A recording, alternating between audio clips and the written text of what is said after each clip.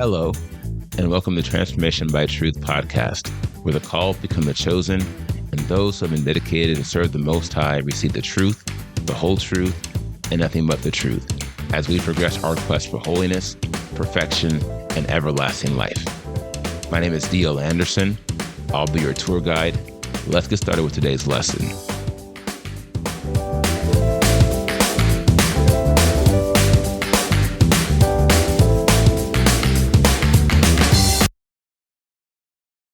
Hello, my friends. D.L. Anderson here.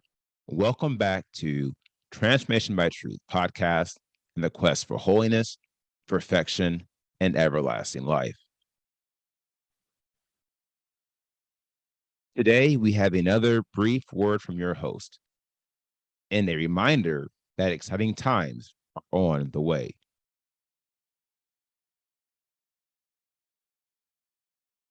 Today's podcast is entitled A Great Destroyer of Men. But there also came to be false prophets among the people, bringing swift destruction on themselves, and many shall follow their destructive ways. 2 Peter 2:1. The podcast objectives are provide you with a personal update of what's transpiring in my life, discuss the link between spiritual quality and qualification, and reveal the root cause behind the destructive nature of the conglomerate church. Now, our first section is entitled Personal Update. As you know, the Father has been leading me to sell my house and relocate my family. This is truly an act of faith because although I was led to leave my current home, it was not revealed to me where I would land. As it so happens, our faith walk has now become a leap of faith because our house recently sold. I refer to it as the May 1st miracle because it sold in less than one day and because we were blessed to receive an offer much higher than what we listed the house for.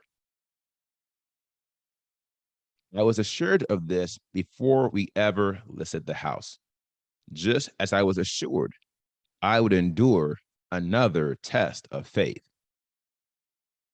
You must believe me. I know that it is not wise to sell a house without having a place to move to, especially when you have a family you're moving with you. One of my mentors reminded me of this before I put our house on the market.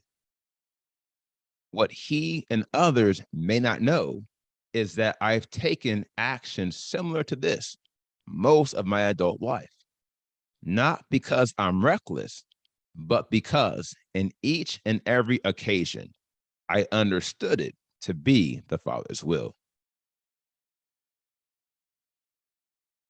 If you actually read the Bible, you will find a host of men and women who were called upon to take actions contrary to conventional wisdom. And every one of these became a hero or heroine of faith, for they trusted in Elohim, and he did not forsake them.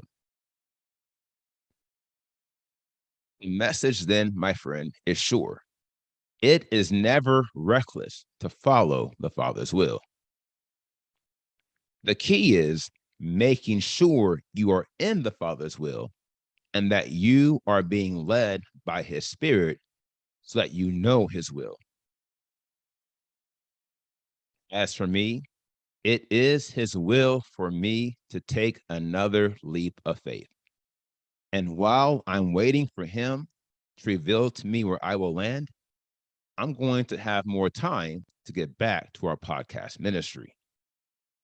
So expect more frequent posts in the near term and stay tuned to hear the conclusion of this miraculous story in the making. Now, our next section is entitled Only your spiritual quality can qualify you.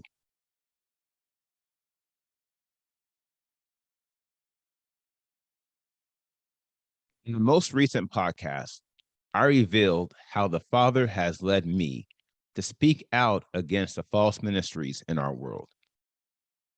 He has led me to do so for two primary reasons. One, as a testimony against them in the day of judgment, and two, as a warning to those who are being ensnared in false doctrine and being led down a path that leads to endless death. The first reason is purely transactional, i.e., I am doing it in obedience to a command.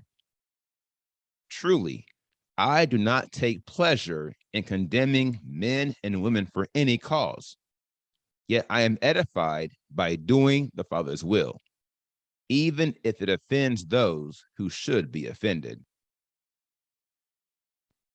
The second reason is more personal, because salvation is a personal phenomenon, i.e., it is the individual who determines where he or she will spend eternity.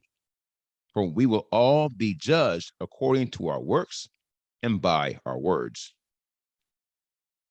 Revelation 20:12-13 reveals, and I saw the dead, small and great, standing before the throne, and books were opened, and another book was opened, which is the book of life.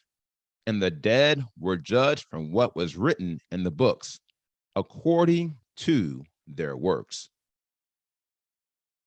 And the sea gave up the dead who were in it, and death and Sheol gave up the dead who were in them. And they were judged, each one according to his works. Matthew 12:36-37 reads, I say to you that for every idle word men speak, they shall give an account of it in the day of judgment. For by your words you shall be declared righteous, and by your words you shall be condemned. Here's the question. What role should the ministry play in ensuring your works and your words are in line with the Father's will, such that nothing prevents you from inheriting everlasting life? The answer, the ministry should take a lead role for leading men and women into everlasting life is the primary reason why we exist. And any ministry which fails its calling is, within and of itself, a failure. It doesn't matter how many members they have, because here again, Yahuwah is not interested in physical quantity. He is interested in spiritual quality, and so are we. And thus, you will find it true. Only your spiritual quality can qualify you. Now, our next section is entitled The Root Cause of Their Spiritual Demise. Ephesians 4:11-13 reads, and he himself gave some as emissaries, and some as prophets, and some as evangelists, and some as shepherds and teachers for the perfecting of the set apart ones, for the work of the ministry, for the edifying of the body of Messiah, until we all come to the unity of the belief and of the knowledge of the Son of Elohim, to a perfect man, to the measure of the stature of the completeness of Messiah.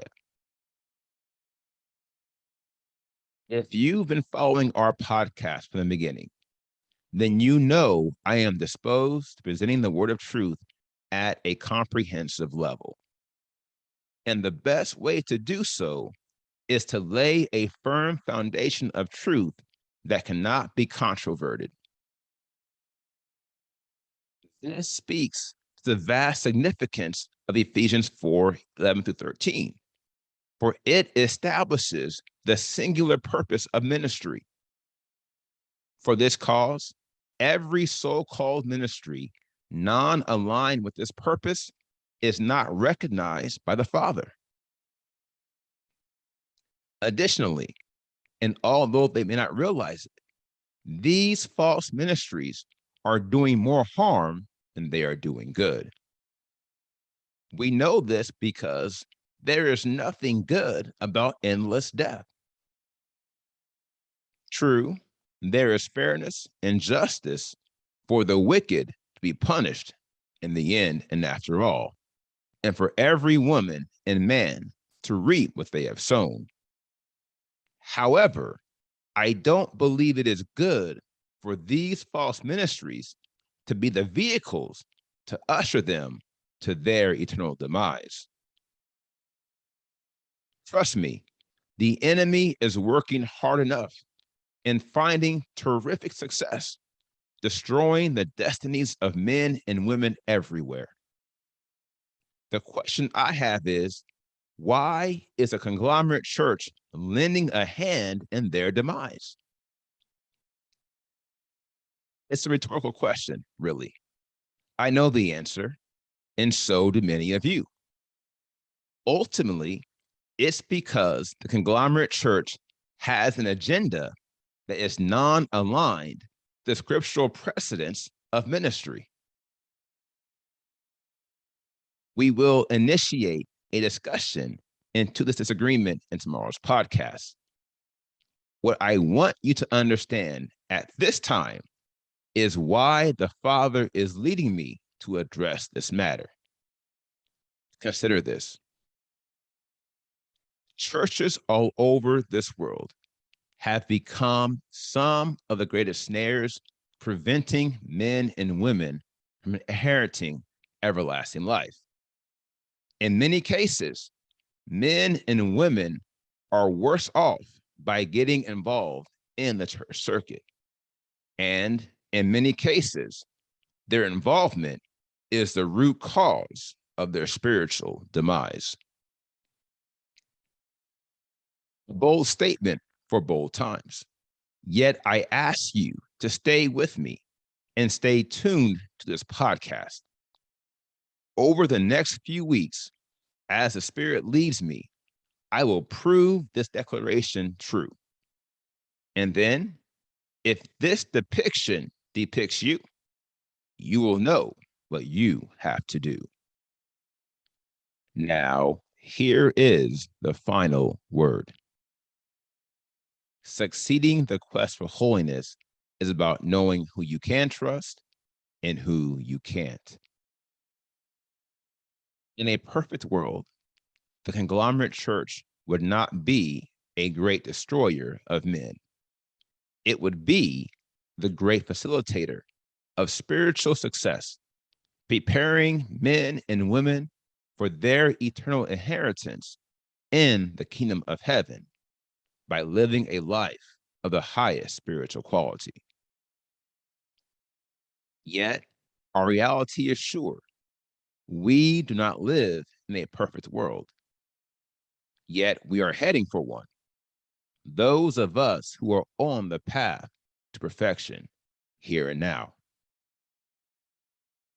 Here and now, we must ensure the spiritual communities we are associated with are keeping us on this path, and they are being led by men and women we can surely trust. Finding these communities won't be easy, but it is possible. And if you are led by the Spirit, you can and will do it. After all, you have already found us, a perfection ministry of Elohim that you can trust.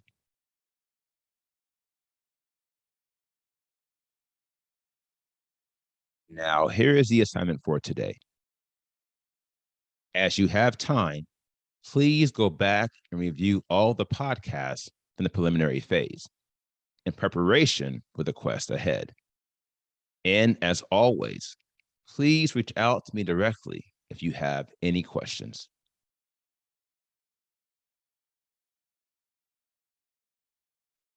Now, here is what's next. We conclude today's podcast, A Great Destroyer of Men. And tomorrow's podcast is TBD.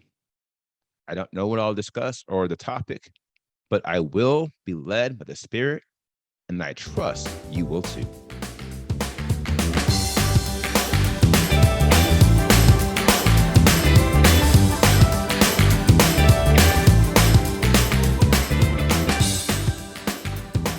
I hope you enjoyed today's podcast. Remember to tune in with us every Monday through Friday at 3 p.m. Eastern. And if you haven't already, visit us at www.pinnacleofholiness.com and make sure you sign up to join the quest for holiness, perfection, and everlasting life 2022.